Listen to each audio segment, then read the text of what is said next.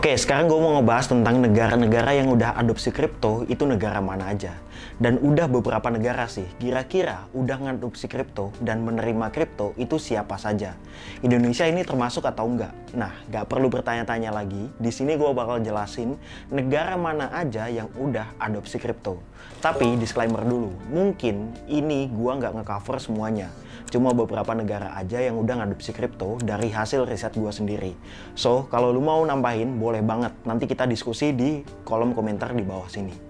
Tapi sebelum itu, lu harus tonton video ini dari awal sampai akhir. Karena nanti gue bakal ngasih sesuatu buat kalian semua ketika kalian nonton video ini dari awal sampai akhir.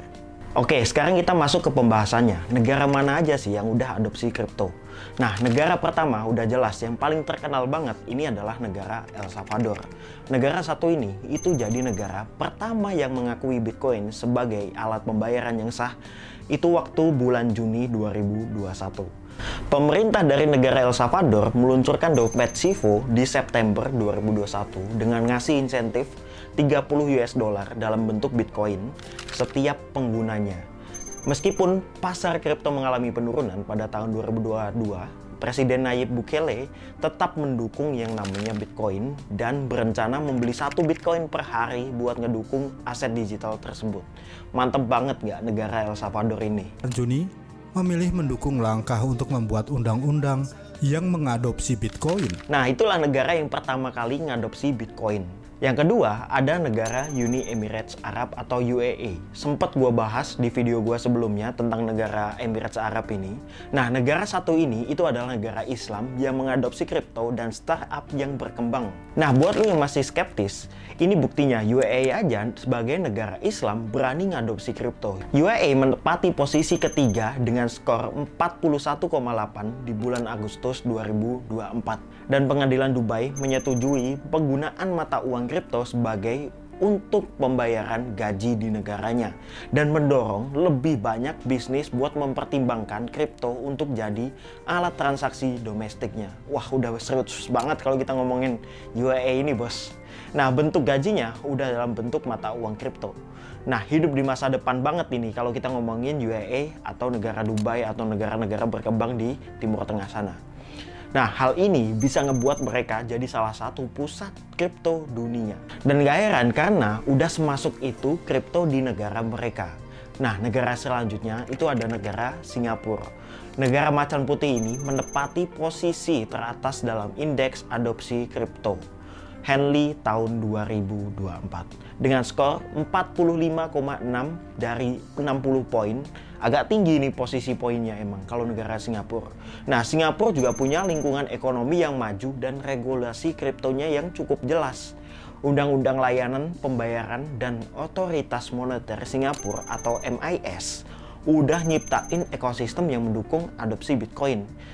Proyek regulasi kayak Project Orchid dan Project Guardian juga udah ningkatin pengguna teknologi blockchain dalam sistem perbankan di Singapura sana. Misalnya kayak Bank DBS udah adopsi token pembendaharaan berbasis blockchain buat hibah pemerintahan.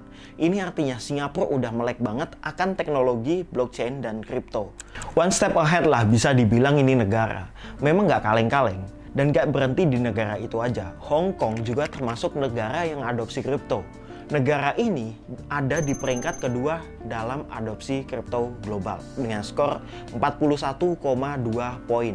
Wilayah ini punya ekonomi yang kuat dan lingkungan pajak juga yang menguntungkan. Di Agustus 2024, Hong Kong ngumumin rencana buat ningkatin regulasi aset digital selama 18 bulan ke depannya. Tujuannya biar bisa memposisikan dirinya sebagai pusat mata uang kripto dan ningkatin adopsi di Hong Kong. Gila ya, negara-negara ini udah saingan satu sama lain aja gitu untuk mengadopsi kripto secara masif. Nah, pinginnya jadi pusat mata uang kripto juga. Berarti memang sepengaruh itu kripto ini di beberapa negara yang tadi gue sebutin. Nah, nextnya ke negara selanjutnya ada India. India ini juga udah jadi pemimpin dalam adopsi kripto secara global dalam 2 tahun berturut-turut kebelakangan ini. Dan gak nyangka kan kalian gitu, gue sih karena gue udah nyemplung di dunia ini udah cukup lumayan lama, ya gue udah tahu yang gini-gini gitu. Meskipun menghadapi regulasi yang cukup sangat ketat dan pajak perdagangan yang bisa dibilang cukup sangat tinggi, penggunaan aset digital di India tetap signifikan loh. Bahkan antara bulan Juni 2023 sampai bulan Juli 2024, India menonjol dalam penggunaan aset di bursa terpusat.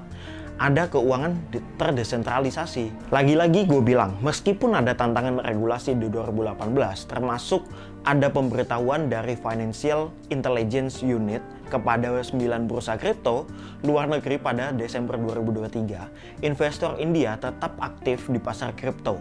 Agak nekat sih buat nembusnya ya, dengan pelonggaran beberapa pembatasan, seperti Binance yang melanjutkan operasinya setelah membayar denda sebesar 188,2 juta rupiah. Tingkat adopsi ini masih terus diharapkan meningkat. Walaupun penggunanya kenceng, tapi kalau dilihat-lihat memang sih regulasi ini yang perlu diperjelas lagi. Nggak cuma di India doang bro masalah ini. Ada juga suhu yang paling suhu, siapa lagi kalau bukan negara Amerika Serikat.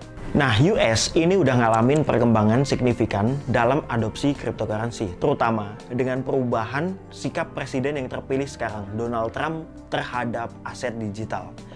Padahal Trump itu awalnya skeptis banget dengan yang namanya kripto. Ini bahkan sampai mereka itu nyebut Bitcoin scam gitu pada waktu itu. Terus dia negasin pula waktu dulu mata uang dunia seharusnya itu adalah US dollar. Nah, ini berubah di Januari 2025. Baru banget Trump ngeluncurin yang namanya meme coin dengan namanya sendiri, dengan namanya Trump Meme Coin, yang awalnya dapat antusiasme, tapi kemudian mengalami penurunan nilai yang signifikan yang akhirnya memiculah kritik dari komunitas kripto dan pendukungnya. Akhirnya Trump menandatangani tuh dekret yang mengakui peran penting industri aset digital dalam inovasi dan pembangunan ekonomi. Regulasi sektor ini sedang dalam perdebatan dengan Komisi Sekuritas dan Bursa atau SEC dan Komisi Perdagangan Berjangka Komoditas atau CFTC sebagai calon pengawas. Dekret ini juga mencakup pembentukan kelompok kerja yang dipimpin oleh David Sachs buat ninjau dan ngusulin regulasi baru dalam 6 bulan ke depannya. Lagi-lagi karena apa? Bener, karena regulasi yang masih ngambang dan belum jelas. Nah, sekarang kita bahas ke negara kita tercinta, negara Indonesia.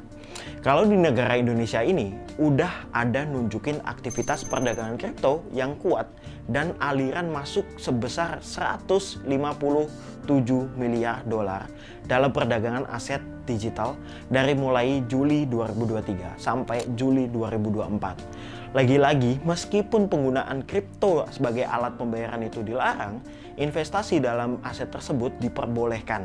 Kemarin OJK sempat banget mention ini kan, Indonesia mencatat volume transaksi terdesentralisasi yang signifikan dengan transfer berukuran retail di bawah 10.000 US dollar. Dan gak cuma itu, Indonesia juga udah ada yang namanya Project Garuda. Project yang dibuat untuk mengeksplorasi dan mengembangkan CBDC atau Central Bank Digital Currency Indonesia sendiri. Ini dikenal sebagai rupiah digital.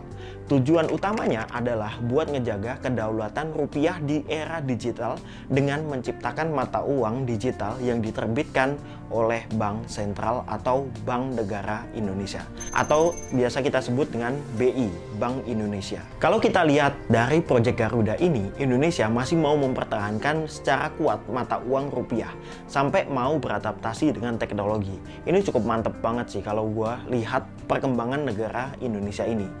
Nah, itu tadi beberapa negara termasuk Indonesia itu juga udah mulai mengadopsi yang namanya cryptocurrency, dan bukan cuma cryptocurrency tapi mengadopsi juga yang namanya teknologinya, yaitu adalah blockchainisasi atau terdesentralisasi.